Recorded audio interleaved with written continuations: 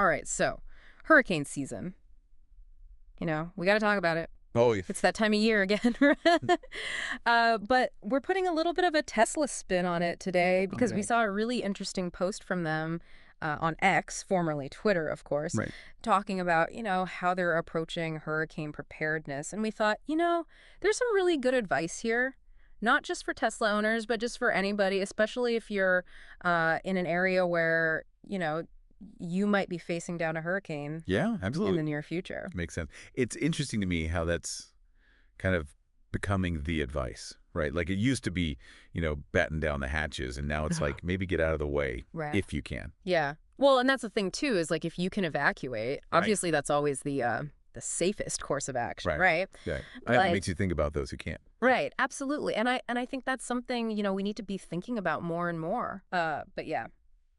So this post from Tesla Charging, it's from October 7th. Okay. And they're giving some advice that I think, is kind of obvious if you think about it, but maybe not something that everyone has considered. Like one of the first things they say is like, hey, if you're at home and you've got your Tesla, Yeah.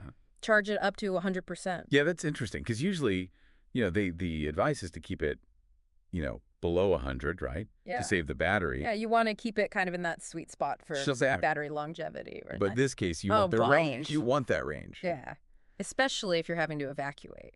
You might Yeah. be in the car for a while. Exactly. And, Yeah. you think about like, okay, you evacuate, right? You think, oh, I just need to get out of the immediate danger zone. But it's like, what if you end up in a situation where you're stuck in traffic? Right. Or you have to take a detour Yeah, and, there's no power available exactly. at charging stations or whatever. Yeah, you don't know how long you're going to be out. Yeah. On the road for, So having that extra juice yeah, for sure. is definitely a good idea.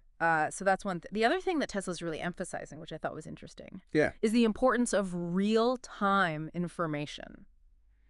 Right. So, they're talking about like using your car's touch screen, right, or the Tesla app to keep track of supercharger status, like where they are they operational? Oh, that's interesting.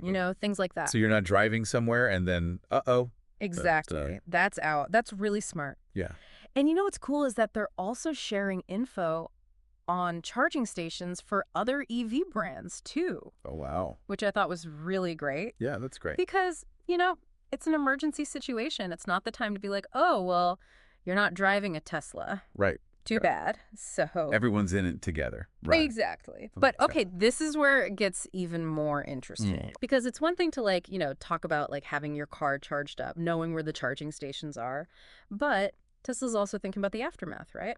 So their post-hurricane plan, they're going to be deploying mobile superchargers Oh, wow. to help people get back on the road. Yeah. So I don't know if you're familiar with megapacks. I've heard of them. They're like giant power banks, basically. Yeah, giant power banks that can like power a neighborhood. Yeah. So they're using these megapacks Oh, to yeah. power these mobile superchargers Oh, that's cool. and getting them out to, areas that have been hard hit, which So they're bringing the power to the people. exactly. That is amazing. And I think that's like a game changer, right? Yeah, it is. Absolutely. Because we're seeing, more and more extreme weather events. All the time. And so being able to quickly Yeah. restore power, restore that critical infrastructure. I mean, it's huge. Especially with more and more people switching to EVs Exactly. every day. So I don't know. I think it's a really smart approach. And Yeah. it kind of makes you wonder, right? Like, Yeah.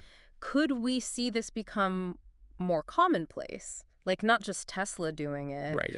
but other companies, other organizations really kind of adopting this mobile power solution for disaster response. It makes you think, like, what could we do to prepare better for these situations? Yeah. Yeah.